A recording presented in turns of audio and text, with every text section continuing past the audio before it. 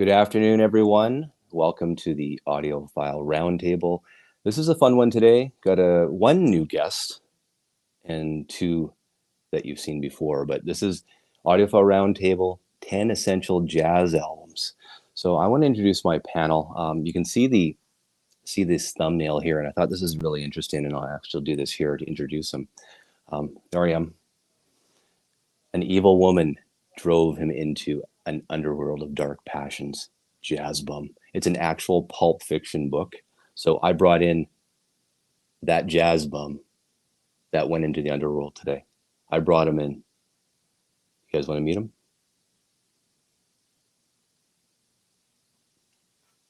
From the underworld himself, Mike Jazz Bums. What do you think of this pulp fiction book here? You didn't know about this until you saw my thumbnail, did you? It is mind-blowing that exists. An evil woman. Do you show your wife? An evil woman drove him into an underworld of dark passion. So that I have my kids that live in Kelowna, which is just 3 hours east of here, and those posters are actually at this pulp fiction coffee shop in Kelowna. So I'm gonna get my daughter to pick that one up for me. I'm gonna frame it in my office. And so this is another one too, another pulp fiction one here. I Pedal Jazz. It was more than just her interest in jazz that made Liz shape up to be the big thing in Paul's life. So you jazz bums, man, you know how it works. So these are real books, guys. So if you can Google them, that's pretty cool. Welcome to the show. I know you were mentioning you're really excited about the 10 essential jazz albums. I mean, that's why I have you. You're a jazz bum. So let me introduce viewers that don't know about Mike. Here's his subscribe to the Jazz Bums. He's one of three. We've had Philippe on before as well, and there's Chris as well. So thank you for doing this. I really appreciate it. Oh, no problem. So next up, I have a fellow by the name. Have you heard of Anthony Kershaw before? He runs a little place called Audiophile.com. Great website, great musician, plays the flute apparently pretty good as well, and does some great reviews of gear, equipment on his website. Does a lot of posts of the different audiophile albums that are out these days. So would you like to meet Anthony? Let's do it. Okay.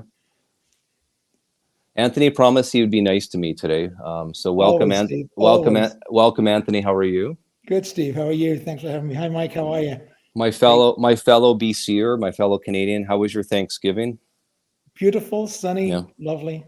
It was one of we broke records here in Vancouver. 25 Celsius is like the hottest it's ever been for a Thanksgiving in October. It felt like summer here. I had to put the air conditioning on at the house. It's crazy, huh? So, and last but not least, he's becoming an internet sensation, and for reasons that, I mean, if you watch last Friday's roundtable, Josh Norred from highfidelityrecords.com. I'll put his website right away once we introduce him. Told the bat story about Analog Productions, the church, and a lot of viewers liked it. So we wanted to bring Josh back. Let's get him on here and talk about that again too. Josh, hello. How are you? How are you? Great. How you guys?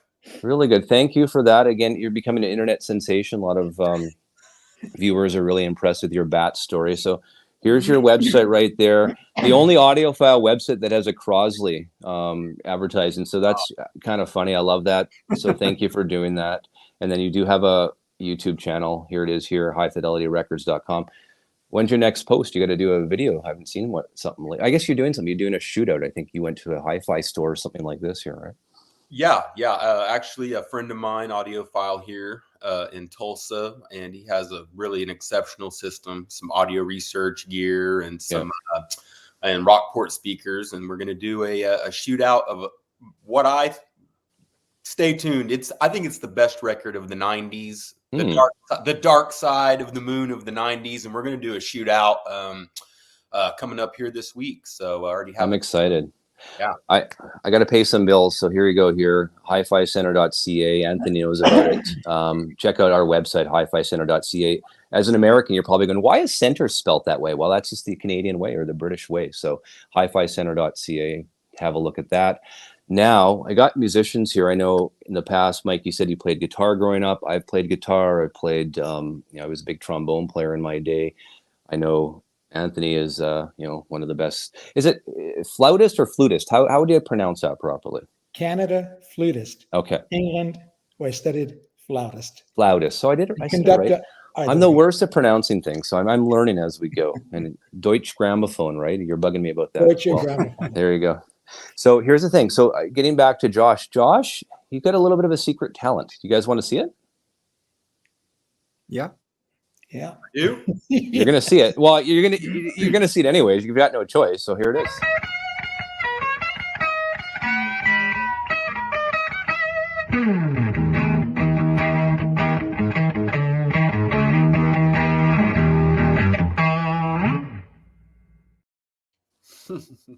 Tell us about that. Which song was that? Oh, our good friend Leslie West, Felix Pappalardi, and Corky Lang in Mountain. Yeah. Love that it. was a 57 Les Paul Jr. So that has that vintage magic, right? How much was it? I think that one they had at about 6,500. That's it, huh? Yeah, I think so. That's been, I posted that here recently, but that's been a couple of years ago. Slept since then. Yeah. Well, Mike wouldn't let me post his video from grade 8 playing guitar, unfortunately. So I got banned from that. Drums. Sorry, did I say guitar? I meant drums. I apologize. Sorry, Josh plays the guitar. So Mike wouldn't let me post the drum video. His wife gave it to me, but I guess you're really adamant that you didn't want me to play it. So I was fine. I said I said no to that. Now Halloween's coming up. This is hilarious too. You guys have seen Spirit Halloween. We have that in the States and Canada, the same company. So if you're an audiophile, I know Anthony will really get a kick out of this because I know this is what you're dressing up as. Take a look at this. An audiophile snob. It even includes a copy of Steely Dan's Asia, if you can believe it. Isn't that great? My screen's really small, but what does it say? Like the second paragraph there. Can you get audiophile something? What does it say? So funny. So I think I'm gonna dress up as an audiophile snob this year when I take my kids out trick or treating. No one would understand it, but yeah. So you guys, your homework. I know Mike put a smile on Mike's face when we were texting back and forth all weekend. 10 essential jazz albums. I mean, that's probably a hard thing to probably do. Anthony's going, no, it's easy. But I mean, I think it's difficult. Well, I thought so. That's why we did it. And the reason why I did it, because I mean, I think as we have a lot of viewers that watch these programs, and it's not all about Steely Dan. It's not all about Led Zeppelin. It's not all about the Beatles all the time. And that's a lot of the talk, which is fine. I mean, that's what comes out. But I always like to say, expand your musical palette, right? I mean, really diversify your listening, expand what you put on the turntable, because if you've got great gear, you really want to appreciate some of the other stuff that's out there. So we have news, some releases, and Anthony, I'll let you talk about some of those releases that we were chatting about before we started. Oh, we have 4 coming from the Emil Berliner Studios, who did the recuts of the Deutsche Grammophon. It's called The Original Source. Many of you know all about it already, but there's 4 coming on October 20th. There's one that I'm looking forward to, and I've already got it pre-ordered on Amazon. Seiji Ozawa conducting the Boston Symphony Fantastique. Without Sidney Meyer doing her magical cutting, it's a good recording, but the performance is incredible. There's also Friedrich Gulde, who's a very famous classical pianist. Didn't do a lot of recordings. His best friend was Joe Zawinul from Weather Report, and he kind of got kicked off a lot of festivals because he wanted to play jazz rather than classical. But he's got one coming. There's also Ma Vlast, which is My Country by Smetana. 6 tone poems, amazing pieces, very underrated. Another Boston Symphony with Raphael Kubelik, and I have that on the Esoteric SACD remaster, and it's an amazing recording, even on CD with the Esoteric remaster. And I knew I was going to forget the last one, and the last one is, it's Emil Geller's playing Beethoven sonatas. I know one is called Les Adieux, the Farewells, very beautiful sonata, and the other one, and Geller's Beethoven DG, it'll be good, and I'm sure the way Emil Berliner do it, it'll be wonderful. So I think you'll be lucky with all 4 or any one of those 4. And like I keep saying, those are really well remixed and remastered by Sidney Meyer. I wasn't going to say it. There's apparently a drinking. There's a drinking game right now. Every time I say certain words, these guys are all over me. So I'm not saying it, but yeah, they are apparently that. So other news, Josh. Definitely. I'm hyped for the rest of the year's release schedule of the OJC series. We have yeah, we've got the Cat coming up with Kenny Burrell and Cole Excuse me. of the Jazz at the Oberlin, the Dave Brubeck Quartet, and then obviously we have the Bill Evans and the Tony Bennett album, which is I have a CD of that, and then I had the AP 45, which was smoking. But to be able to get some of these, because I just think some of these jazz records, it just jacks up the whole flow. Even though I love the 45, I'm excited to get some of these titles in a awesome and a all analog 33 quality pressing. So I think that those are going to be really cool. And shout out to my man Matt Luthens, who cut the Cats at Kevin Gray mastering there in Hollywood. There, he's proud of that one, and he tipped me off. He says he thinks that's the best sounding release coming up from that series. So keep an eye out on the OJC stuff. Wow, Very cool. cool. Thank you, Mike from the Jazz Bums. What do you got for us? Just a quick announcement. Impex announced 2 new titles. One of them is a Pacific Jazz title, Barefoot Adventure. It's a Bud Shank title, and it's a score for a Bruce Brown surf film. So he did Endless Summer, and he also did Barefoot Adventure and a bunch of other documentary films. So this is a proper West Coast lineup. So you have Bud Shank, Bob Cooper, Carmel Jones, Gary Peacock, Shelly Mann, and Dennis Buttimer. So it's definitely different than anything I have in my collection. I'm unsure if I'm going to pick it up, but I may.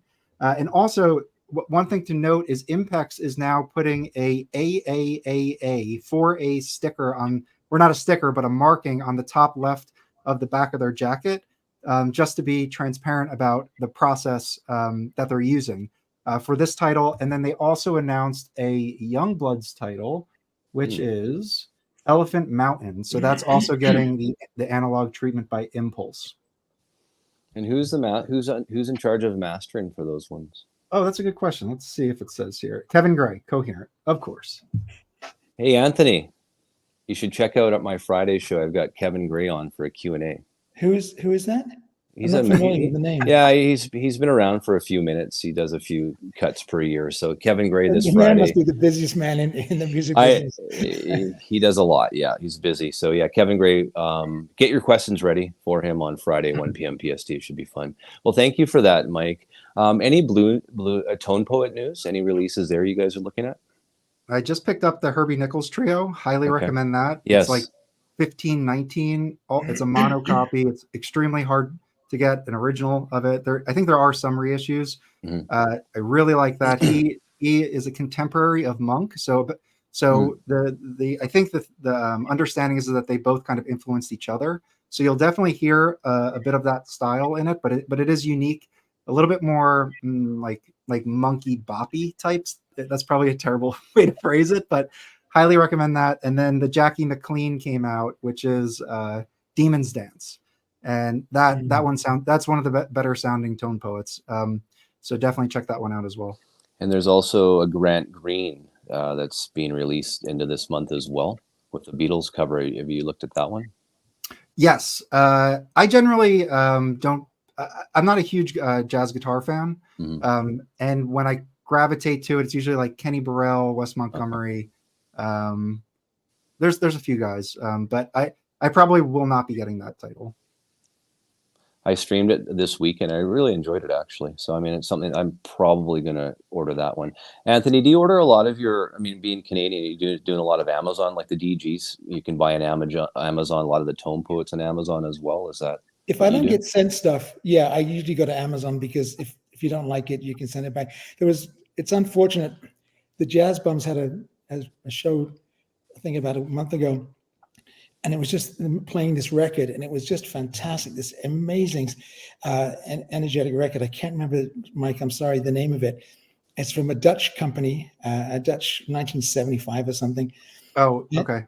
And it was great. And I ordered it on Amazon, and it was DSD. And I've got some great DSDs. I've got some great DSD stuff on the Audiophile Dream list, so I'm not anti-digital, but it was real edgy. And it didn't come through on the YouTube. The YouTube kind of smoothed it out a bit.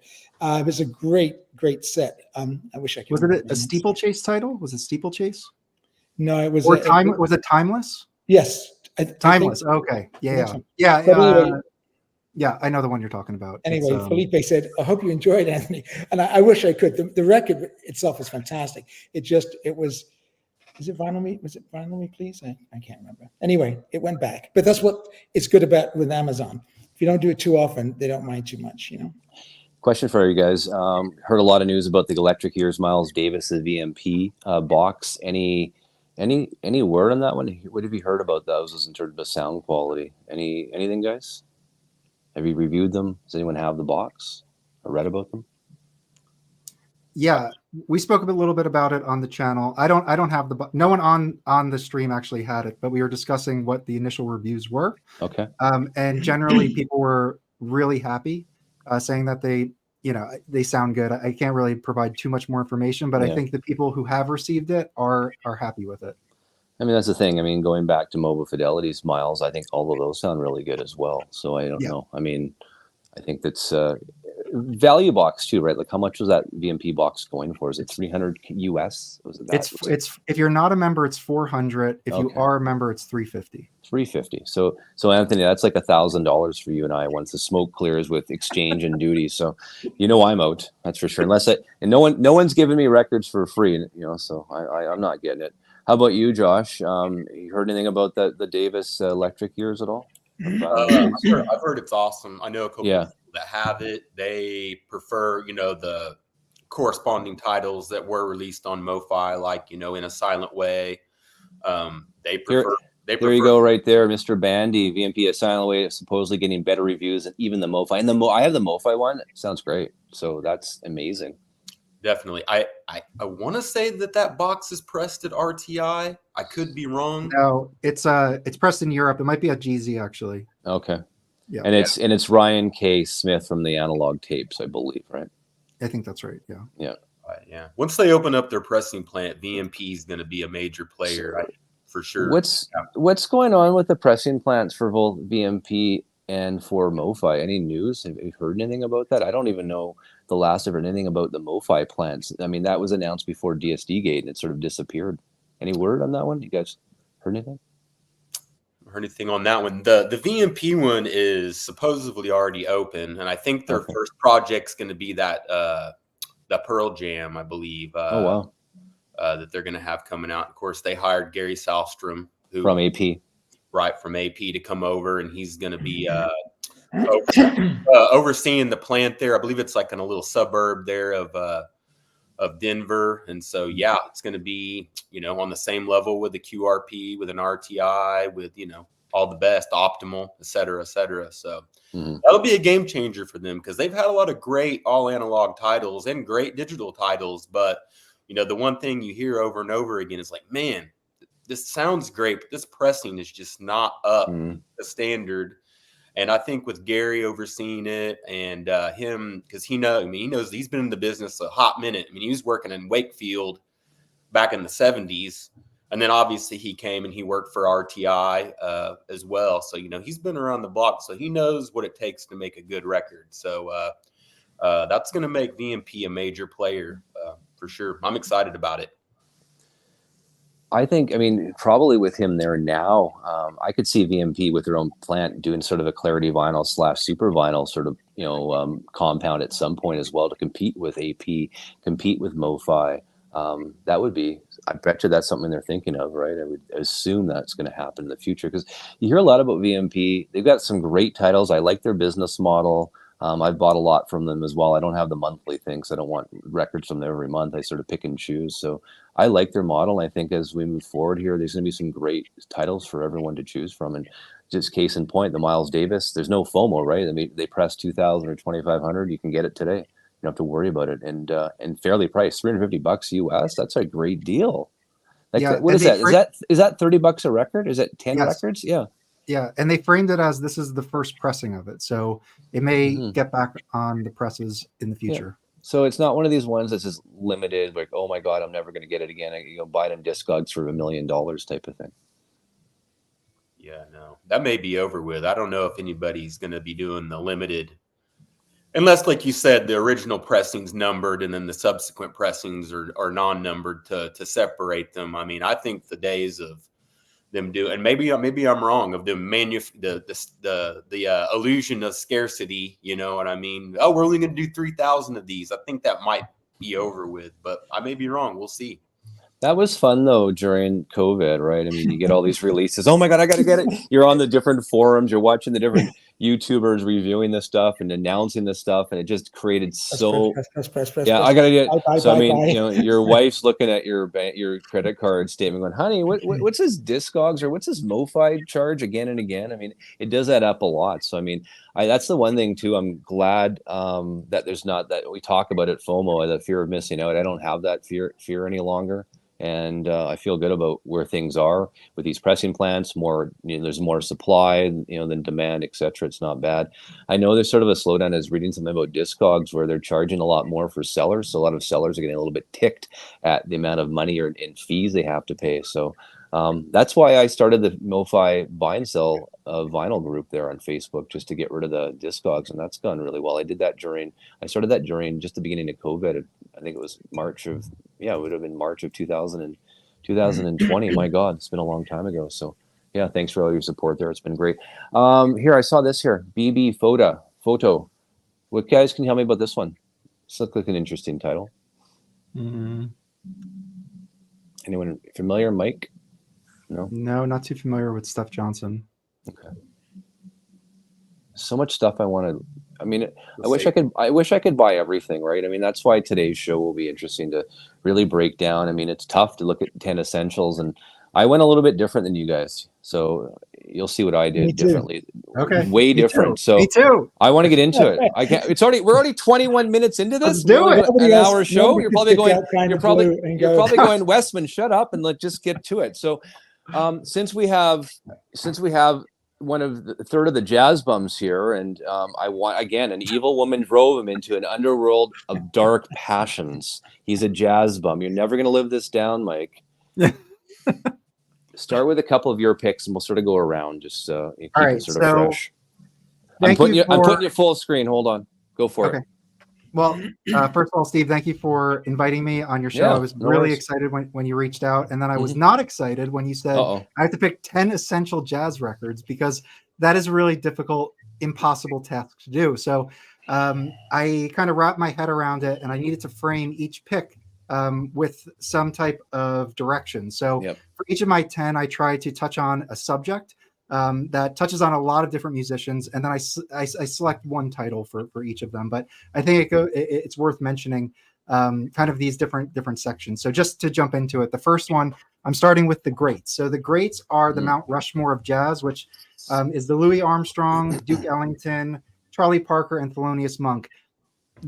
They're essential. Their work is essential. There's nothing else to say about that. They're kind of the foundation with King Oliver and some other folks too. But these are essential for any jazz collection. If you are a collector, you definitely need to explore some of their catalog. So the title that I picked is a Pablo.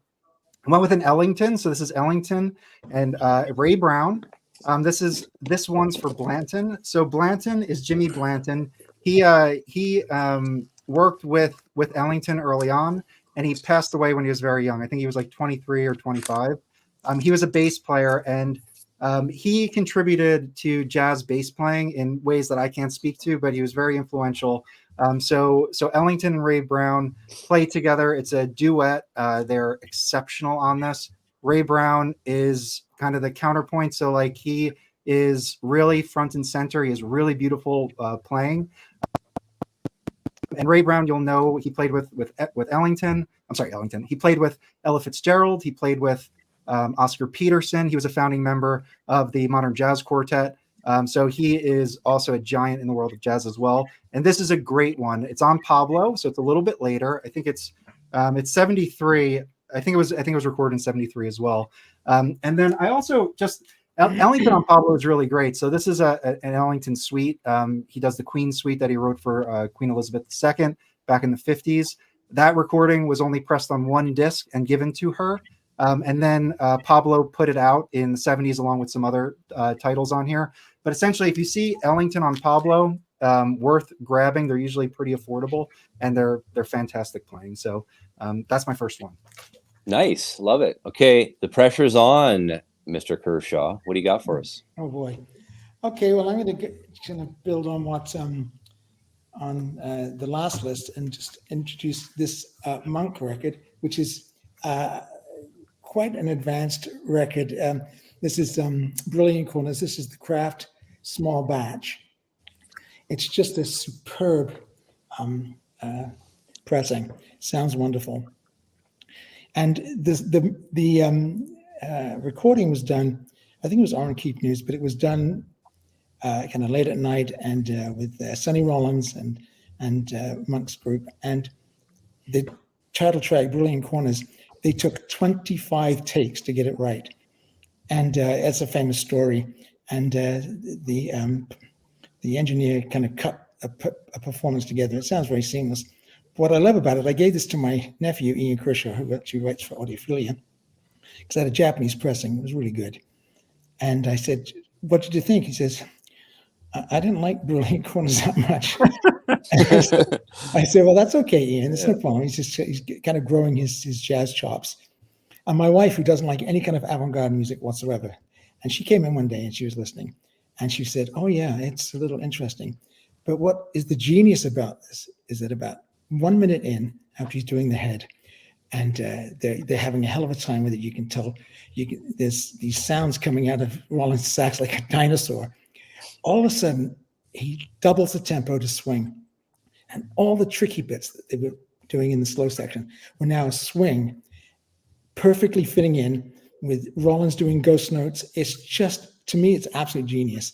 So once you get it, if you buy that record and you're not a lot of Monk, listen to the first one a couple of times, and then it gets a little bit easier. He plays Chill Lester and he plays piano, and it's beautiful stuff. But the first one, Brilliant Corners, is amazing. And I think if you get the Japanese pressing, it's very good. But this new Kraft Small Batch is a knockout. Well, thank you for that. And then going back, the master engineer was Bernie Grunman, I believe, cut from the AAA tapes. If I'm not mistaken, he does most of the Kraft work on the small batch as well. He did it for the, I think it was the Coltrane ones that came out earlier this year as well, and they sound fantastic. Bravo to whoever does the design. Isn't that nice? It's just gorgeous. I love it. And then that's Super Vinyl, right? That's Neotech, is the compound. Yeah. Which is the same Neotech's the same compound that's used for the Super Vinyl for the one steps. It came. They sent it me from Kraft, Jacob Mask. I got it perfect, flat, quiet. I think they're $100, $105, and I think you can still get this one. And can we switch out my address from your address so I can get those? Because it would be really nice. What is it called? VCLT? What's that? Vinyl? Yeah. What's it called? Vinyl Community Love Train. What a load of crap that is. I'm not sending anybody anything. I'm just kidding. Josh. Okay. So Josh, big internet sensation. We learned about bats at the Analog Productions. There it is.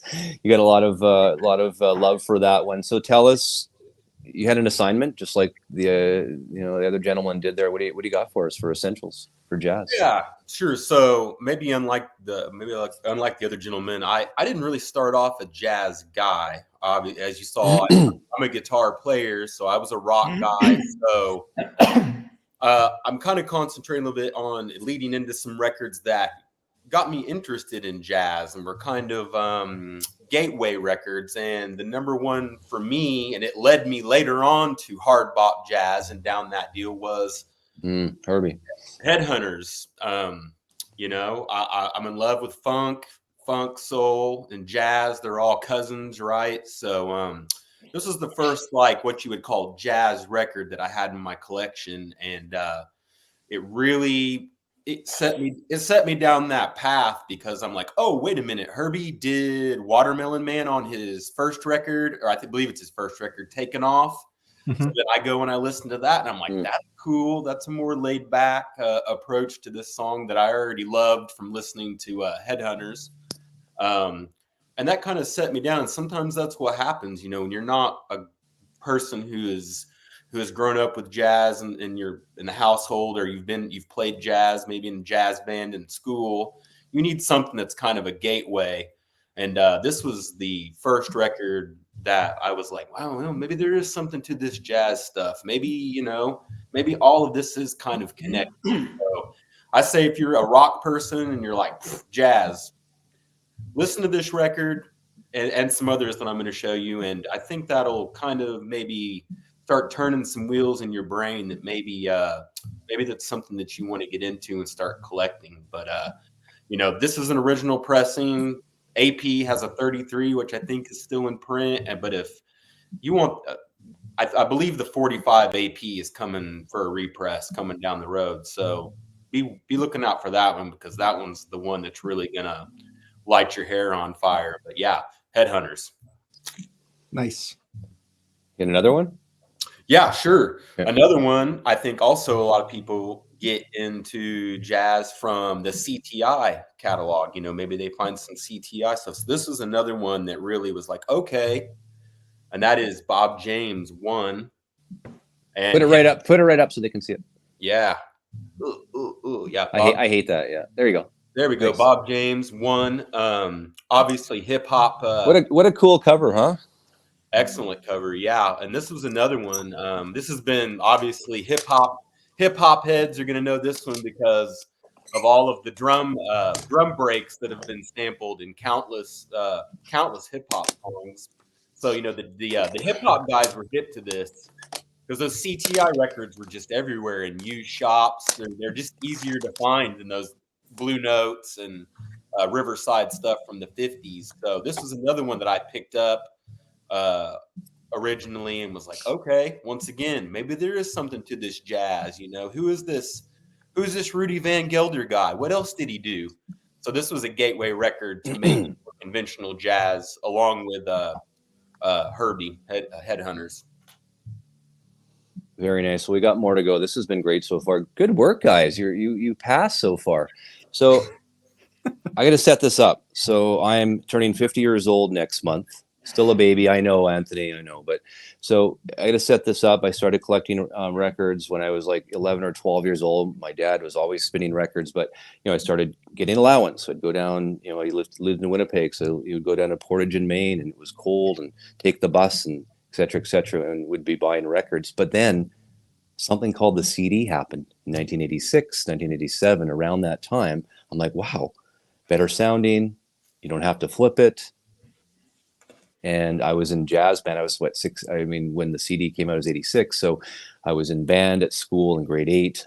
But I didn't really get into jazz music. I was more into the Beatles, more into the Stones, all the classic rock. And then somewhere around 1988, 89, Columbia did something called the Columbia Jazz Masterpieces, which is a CD series, all digital remastered directly from the original analog tapes. So I got really excited about that. I knew about the Miles Davises, I knew about the Brubecks, I knew about the Ellingtons, etc., but I didn't really have an ear to it. And so what I did, instead of buying Beatles records and Stone stuff on my weekends with my allowance, and when I was working, I would go and buy CDs just to explore. So these are my CDs I still own today. And one of my very first CDs ever that I bought, jazz, obviously going to say I'm basic, but again, at the time, I'm trying to frame this. There was no such thing as the internet. My research is basically from my music teacher and just going to the library and reading books. That's all I knew. That's all I knew. My friends didn't know that because we were listening to the Eagles or whatever. So this is just me researching the library. And the very first jazz CD I ever bought, look at that. Bam. Isn't that crazy? Unbelievable. The song, track 3, take 5? To this day, it just blew me away, the first time I heard that, especially on CD, the quality that you got. So it's fun. It's really funny when I see the and I have the vinyl. I think is it 45 RPM by AP? I have that one. I think it's the one I have. Yeah. Sounds great. I get a good kick. It's like, I knew about this one without the internet in 1988 or 89 or whatever year the CD came out. Was it 88, 89? I can't remember, around that time. So I was pretty proud of myself when I started going through the different forums and different YouTube channels, going, holy crap, I knew that. I knew that before the internet. So I'm proud of myself. I know Fremer and I have talked. Michael Fremer's been on my show, and I told him about these. He goes, "Those sound like crap, Stephen." But I that's think a good impression. I think they sound pretty good. I'm not trading them in for anything. That's not bad.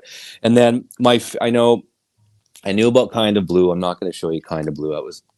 That's too basic. But I mean, I was a big Miles Davis fan, and one of the reasons why, if you guys don't know it, and you either Googled or YouTube it, Miles Davis played in a concert alongside Prince. Mm. Did you guys know that? Yeah, with And a it's red horn. He had a red trumpet. unbelievable. And Prince is Yeah. he's just going nuts, like dancing. It's incredible. It's electric. I mean, you're in awe. So Davis, I knew Davis, but Kind of Blue, great album, obviously, for all sorts of reasons. I get all of that. But my favorite Miles Davis, and again, remember, this is before the internet. I was 17 years old or whatever year it was. To this day, this is my favorite Miles Davis album. I love it. I love the sound of this album. This really got me into Miles Davis, the Jack Johnson album. And it's funny too, because I was never used to having two songs on an album. So what song one is Right Off, and then two is Yester Now. So yeah, I was like, wow, two songs only, and being on CD, such great quality in the time. And you got to remember, the CD back in '86 was just, was quite something in terms of technology, especially going from, a vinyl record where, it pops and clicks or whatever it's supposedly supposed to do, and getting into CDs where it doesn't do all that, and you don't have to basically get off your ass to flip sides. So it was quite nice. And of course, I remember I had a convertible back in the day, a Mustang convertible. So they didn't have CD players, but I had one of those Sony Walkman CD things. So you could basically, there was a cassette attachment. So you put the cassette thing in, and there'd be a cord that plugs it into the headphones. So I was able to listen to all these CDs in my car. So probably, listening to jazz in a convertible in 1988 in Winnipeg is probably kind of funny, but I did it. So there you go. I thought you'd like that story. See, I came around differently. Isn't that cool? I gotta, this is the thing. This is the thing, right? That's why streaming bores me, because it's not tangible. You don't have stories to tell. I went -40 downtown Winnipeg finding records, finding CDs with $20 bills, because that's all I had back in the late 80s. And I got this from nothing, because there's no such thing as the internet, Josh. Like, you young guys had the internet. You know this stuff. Anthony and I, there's no internet, man. We had to just figure this shit out. There you go. That's my story. I had rotary phones. I'm trying to beat Josh's internet bat story. I hope that worked today. So anyways, Mike, go. All right. Okay, so I'm only on my second one. Should I show a couple, or should we've got 20 minutes. I'm going to try to move quick. Okay, so my next area that I wanted to focus on is what I called the great leaders or schools. And this includes Miles and Blakey. Those are the two top ones, but also Horace Silver and Charles Mingus. These leaders basically were great at identifying talent and then elevating them. So if you think about Lee Morgan, Clifford Brown, I mean, the greats went through, John Coltrane, they all went through, Hank Mobley, they all went through these groups. So all of these are essential. So all of these types of records are essential. So just picking one of them, I actually saw Felipe in the chat actually mention this, and I didn't intentionally mean to do this. This is just circumstance, but this is Milestones, a first Canadian pressing. Okay, so on the first Canadian pressing, you'll see it's a 6i, but it has a purple silver. Steve, does that look familiar to you? Anthony, Canadian, yeah, for sure. So it has the same dead wax as the US pressing. Yep. And I also have the original MoFi. This comes into print time to time. This sounds fantastic. So if you need a copy, just wait for it to come back in print. Definitely recommend that. So this is the reason why I selected this, is because it is Miles' first quintet. So that's Coltrane, Red Garland, Philly Joe Jones, and Red Garland. And then they augmented it to include Cannonball Adderley. So it's a sextet. The title track Milestones has elements of modal, so you can start seeing modal kind of pull through. This is from 1958. Just for context, the first quintet records people know, like Cookin', Relaxin', Steamin', and Workin', they were 56, I think. So this is a little bit later. They're not in Van Gelder studio anymore. They moved to Columbia, so they're playing in New York studios. And I think the sound is really a little bit more, I don't know, like clearer, or I don't know. There's a different kind of air to it. So I definitely love this record, and it's one to check out. So that would be the Miles Davis I'm going to pick, and that's for number 2. Any thoughts on these? You guys have these ones? Great. Yeah. Amazing. All right. So the next category is hard bop. So hard bop was pretty much how I got into jazz. I got into jazz kind of actually through Oscar Peterson, but when I really kind of dove in and started buying like a lot of jazz records, it was because I started listening to hard bop. So I wanted to kind of focus on hard bop. Some of the best, I would argue, the best hard bop quintet is Clifford Brown and Max Roach. This title is from 1954, so it's early for a hard bop title. Max Roach is incredible on this, and Clifford Brown is, I think, the best jazz trumpet player ever. He died when he was young. I think he was like 25 in a car accident with Richie Powell, who plays piano on this. They were coming to a gig. They got into a car accident, and everybody in the car died. And it was extremely unfortunate because his trumpet playing is magnificent. Lee Morgan, Donald Byrd. There's just countless people that were influenced by them, heroes of them. So that was really a shame that we lost him at such a young age. I think he would have changed the trajectory of jazz if he did not die in a significant way. So this is, I think, my favorite one of his. And also Harold Land plays tenor sax on this. So there are two of these quintet records with Harold Land. These are my favorite. These are my favorites. They also, the last record they did before they passed away, they swapped out Harold Land with Sonny Rollins. This is also a really good one. And there is a DVD that goes over Clifford Brown's, his nickname is Brownie, his biography. And you can get this on browniespeaks.com. This was made in 2014. I think it's the only way you could see it, but highly recommend this. It kind of makes me sad, every time I watch it, but he's a fantastic player, and I think is essential for a jazz collection. All right. Very impressive. Good homework today, Mike. You did really good. You were so excited when we were texting this weekend about that. That's great. Oh, yeah. Ready to go. All right. Who's next? Anthony, go. Yeah, thanks, Mike. Number one for Clifford Brown. I'm no historian like Mike. I've got two records for you. The first one is a Bill Evans record. Not as one of his major records, but a very special record for me as a flutist. First of all, Bill Evans was a flutist at university and also was a very fine classical piano player and was really conflicted whether he wanted to be a jazzer or a classical guy. Like most classical guys who play jazz, jazz is a real calling, and jazz won out, obviously, because he's a genius. But this is with Jeremy Steig, who's a very interesting sideman. He's a flute player, and he was disabled in some way. I forget how it happened, but he had to kind of modify his flute. But he has this incredibly unique sound, very musical. They do straight note chaser on here, Monk's straight note chaser, theme from Spartacus, just gorgeous playing.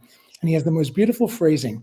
Now, as a flutist, studied for many, many, many, many, many years, all my professors were saying is this: we use the French style and we're working on our tone and our style and our phrasing. Jeremy Steig didn't seem to work about his tone. It's a completely unique sound. A lot of buzzing, a lot of beatboxing before beatboxing was became de rigueur, as we say. But it's wonderful. And don't shy off this record. Eddie Gomez is a monster on this, on bass, and Monty Morell. Monty Morell's listening drums, just beautiful. But it's a very good record, $20 on Discogs. Bill is just a giant on this. And it always goes under the radar because Jeremy Steig, Jeremy who? Played with the Paul Winter Band, and he only died recently, but an amazing player. Highly recommended. And this one is a beautiful, beautiful one because every time I listen to this mono, it's his master's voice mono, 1961. This is an original on OP, as they say. This is Jerry Mulligan, the world's greatest baritone sax player, with Johnny Hodges, who a great alto player and also goes under the radar quite a bit. And this is with, they have some accompanists, Claude Williamson on piano, Buddy Clark, and Mel Lewis on drums. The Mel Lewis, but it is so musical. And when I say musical, I'd say in the style, it's a bebop, but just beautifully blended. They feed off each other's lines. They trade fours. It's just absolutely fantastic. I'm not sure how much this is on Discogs. I was lucky to find it. I got it for cheap, and I just absolutely love it. So not really a mainstream record, but one I think that people who like sax playing, and Jerry Mulligan's another guy that goes, oh yeah, think about Getz and Coltrane. New Orleans, but Mulligan on baritone sax is a monster. There you It's go. a great cover. That's a UK pressing? Yes, that is the UK pressing. Yeah. I love that little bar. Is that Decca? Does that indicate it's Decca? No, it's his master's voice, as they say. Okay. There you go. Very cool. Thank you, Josh. Yeah, let me one more that's not. Hang on. What are you?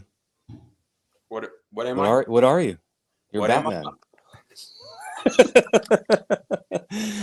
1989 Batman movie. Come on, Josh. That's it. So, and Michael Keaton, #1 Batman. We all got to agree on that. There you go. Definitely not Val Kilmer or George Clooney for that matter. Absolutely not. So, continuing on with my non-jazz guy records to get you into jazz, a gateway album, and I'll just touch on this one before I get into some more conventional jazz titles. Mr. Magic. Grover Washington. This is on Kudu, which was a subsidiary of CTI. Once again, CTI coming around. This was a Van Gelder and the Dead Wax. Eric Gale plays guitar on this. Fantastic record. Of course, we all know Grover, at the very least, from playing the sax on Just the Two of Us with our boy Bill Withers. So fantastic record. Great sounding record. Just find you a VG plus of this and you'll be happy. So this was another gateway record for me. And then I really like, Steve brought up a great point about the CDs. That's how I got my feet wet for the most part in jazz too. And they're a great inexpensive way to get into jazz. Make sure you're looking for, like Steven said, some of the original 80s ones, because they will have that SPARS code on them, right? If I can get that right there. There we go. The AAD, analog, digital. Make sure you get these ones from the 80s, because they will have that SPARS code on the back. But here's another one off the beaten path. Nice.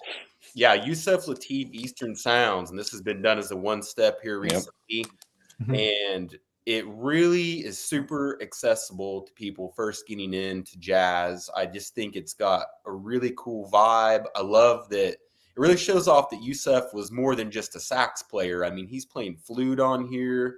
He's playing oboe. I mean, he's really flexing his muscle on this, and it's just a fantastic record. So pick that one up.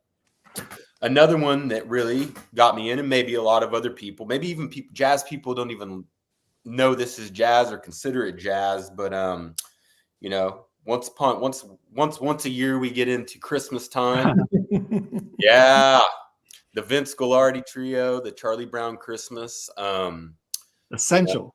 Yeah, it's essential. Yeah. And it's this is another one, that's kind of a gateway album.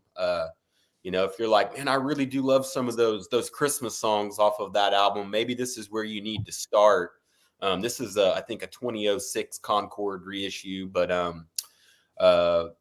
if you can't find an original, man, the AP45 is smoking. It's a little pricey, as is the AP33, also pricey. But just find you a good original CD of this, and you'll be in business. And then another guitar player, and I do love, and I love Wes Montgomery, like Mike as well, and Kenny Burrell. But Idle Moments, Grant Green. Excellent. So if you're a guitar player, this is another one that's going to be a gateway to jazz for you. So yeah. Well, thank you. Yeah. So I'm keeping with my theme because pre-internet, late 80s, 90s, CD was out, CBS Jazz. I kept buying them. I kept going back and buying more and more. I had no idea about this one here. You guys heard of this one? 58 Miles, Stella by Starlight. Oh yeah. Oh. Yeah. No. My Funny Valentine. Live concert? Yeah, John Coltrane, Cannonball Adderley, Bill Evans. I mean, My Funny Valentine's on track 6, 10-minute track. Guys, I mean, this, and like Josh is saying, yeah, there's a SPARS code on these ones. You can see here, what does it say here? ADD here on this one. So that's the cool thing with these 80s or 90s. The Spars codes are all on them. But yeah, Stella by Starlight. This is the thing. If you're getting into jazz and you don't want to spend the big bucks on a lot of these records that are produced by Kraft or AP, you can go to any local record store. They have these CDs probably for $1 or $2. So if you don't like it, it's $1 or $2 invest risks, not like $50 to $100 per. So again, this is stuff that I had no idea about these records because I had no research. And so then I got around to going, okay, what else does Miles do? So I would just go back to the record store every week and found this guy here. This is just an incredible album. Roundabout Midnight and Bye Bye Blackbird is my favorite song, track 4 on this one. I just think it's just overall I can't get enough of this record or this CD. And actually I played this one last night. It's just great. I love these. I know they probably sound like crap compared to a lot of the stuff that's out there, but this is more, I think these are more sentimental for me. And when we were choosing, essentials, these are essential because going back to sort of like I was framing it, I had no idea what I was buying. I mean, it's so easy today to go out and get all these hot jazz titles. You go out and buy the electric box and everything else because we have the internet. But at the time, again, I'm proud of myself not knowing anything back when I was young. And then this one I really like as well. This is Duke Ellington. This is the 3 suites, and he does the Nutcracker suite. Unbelievable, guys. This is great. I always love the Nutcracker. So again, pick this one up. You can get it for like $2, probably $3. The CBS Jazz Masters. Boom. There you are. Nice. I'm actually looking for that Duke Ellington Nutcracker suite. It's a good one. Yeah, there you go. You're looking at it right now. There you go. Wynton Marsalis did that Nutcracker on a video with his Lincoln Center Jazz Band. It's unbelievable. The playing on that. It's on YouTube. See if you can find it. It's really good. Very so we've got 9 minutes left. Oh my gosh. I don't know. Time flies when you're having fun. I say that and apparently I never smile. So I always remember to smile. There you go. Now, you guys all read books once in a while. You have time to read books in our busy lives between doing YouTube and writing articles and selling records, Joss, and and then you, Mike. I mean, you're really busy, obviously, these days as well because you're in the underworld of dark passions. So you're a busy man. I get time to read sometime. I told you I was going to get you today. I really recommend this book here. This is Straight Life. This is the story of Art Pepper, but what makes this cool, this is an autobiography. So basically by Art Pepper and his second wife, I think it was Lori Pepper. And so he really didn't want to do it. So Lori Pepper, his wife, forced him into it, literally recorded him, just, would ask him a question, have it on cassette. And, it's not the best written book, obviously, because it's more just recorded word. But wow, the stories. I mean, how many times did this dude go to jail for what he's done? I mean, he had 5. There you go. I mean, he grew up. His dad, I think, went to jail. It was just an awful childhood this dude had, and turned out to be just an absolute genius, as we all know, Art Pepper. So, highly recommend this book. I got this on Amazon. He used to look like that. Yeah. Well, yeah. Well, it's like, look at him outside San Quentin. He doesn't look like that anymore.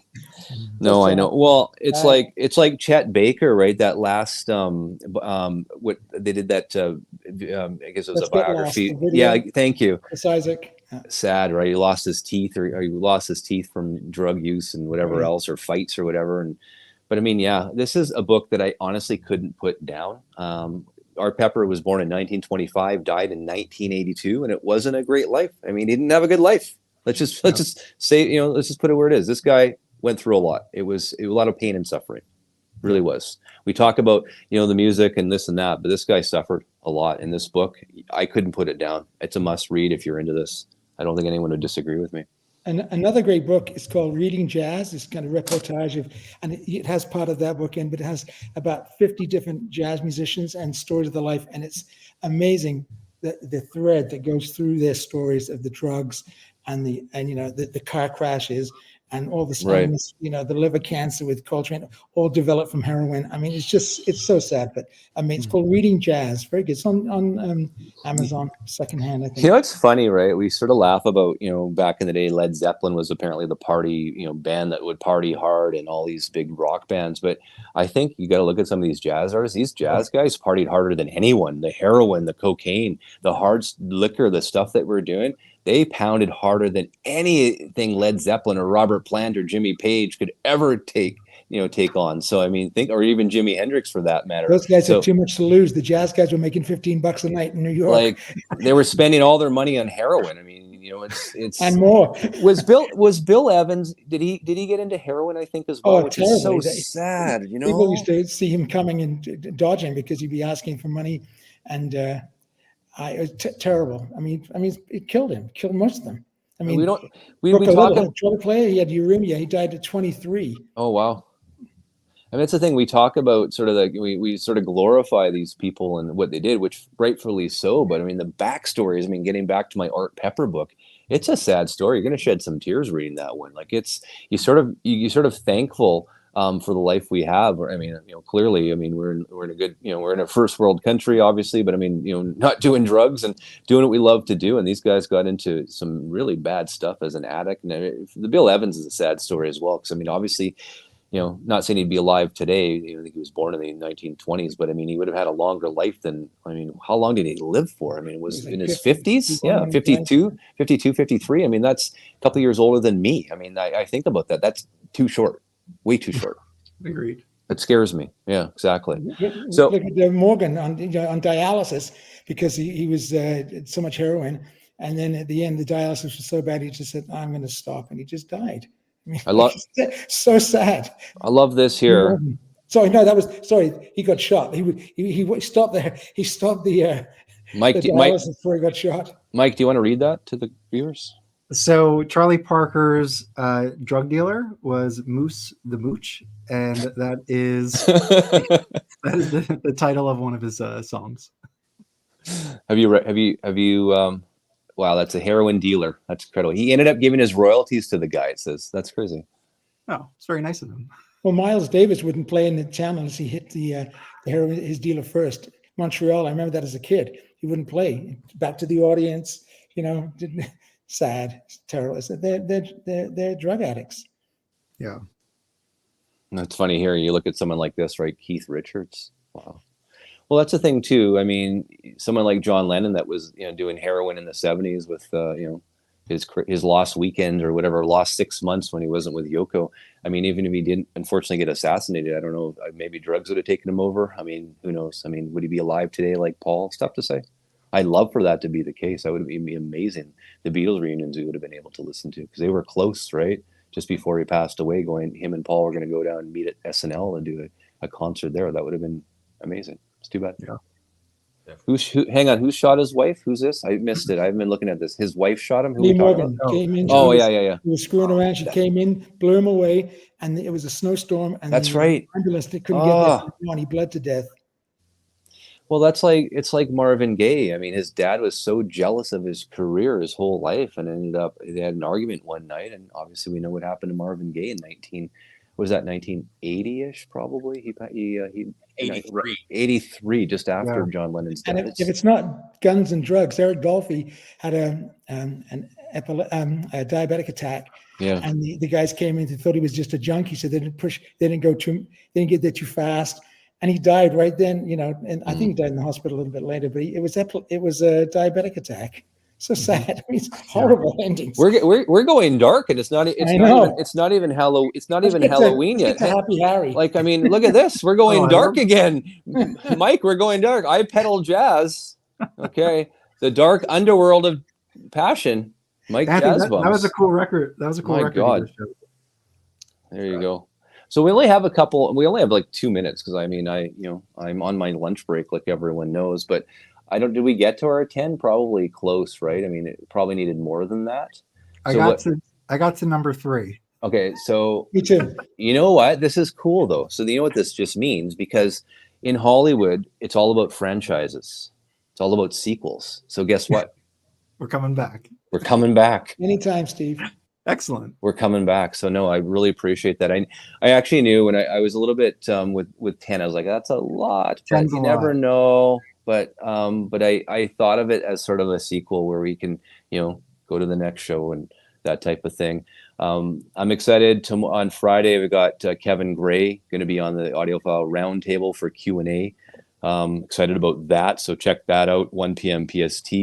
And Mike is back on Tuesday. Mike, you got my text, right? Next Tuesday's roundtable. Yeah. Tell us about that. What do you know about that one? So, if I remember correctly, we will have another panel with Joe Harley Correct. and Sid. Sid Schwartz, who Schwartz, yeah, you know, who's knows a awesome. few things about jazz. Was the Yeah. marketing director for MoFi during the whole Yeah.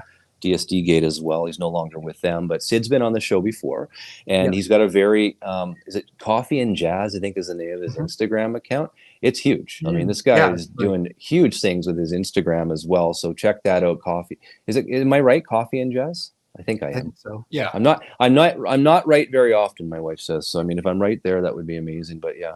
So we'll do a sequel. This has been really great. I knew we would be able to get through it. That's why I picked 10. It's been fun. Guys, thank you so much. I'm excited for Friday. This has been great. Mike, when is the Jazz Bums next show? So we just dropped a review of JMI Recordings. They're an all analog company. They make jazz records, and they record everything to tape. So it's AAA, all modern guys in there. So check that out. That's on the channel now. And then Friday we will have our live stream at 8 p.m. Eastern, 5 p.m. Pacific. And we usually go for like 3, 4, 5. No, it's 8 hours. It's not 3 hours. Come on. But everybody's welcome. If you want to come up on screen, if you want to show records, you want to talk jazz, everyone's welcome. I'll show my CDs from 1988. That's fine. We're not exclusively vinyl. We're just Anthony, tell us about, again, where we can find your awesome reviews of some of the records that you are recommending. This website here, audiophilia.com. Audiophilia.com. And then if you go to my kind of ingenue YouTube channel, at Audiophilia channel, I kind of dabble at it, but Audiophilia is the main place where we get a lot of readers, and we get to review a lot of great stuff. We're very, very fortunate. Well, thank you for joining us. We'll have another, probably end of this month. We'll do another show like this same time with the rest of your picks, and we can not talk about death and darkness and just talk about the music instead. I mean, I think is that fair? Although we got Batman on, so I mean, he talks about he's darkness. I mean, there he is. Josh, thank you again. And just so everyone knows, here's Josh here. Who are you, Josh? He's Batman. So here is his website. He does not sell Crosley's, but I think he just put that in there just to grab everyone's attention if you're an audiophile. So, there you go. So until next time, guys, spin some vinyl. I thought this was a great show. Thank you so much. We'll see you again. Thank you, Steve. Thanks, guys. Bye-bye. Yeah.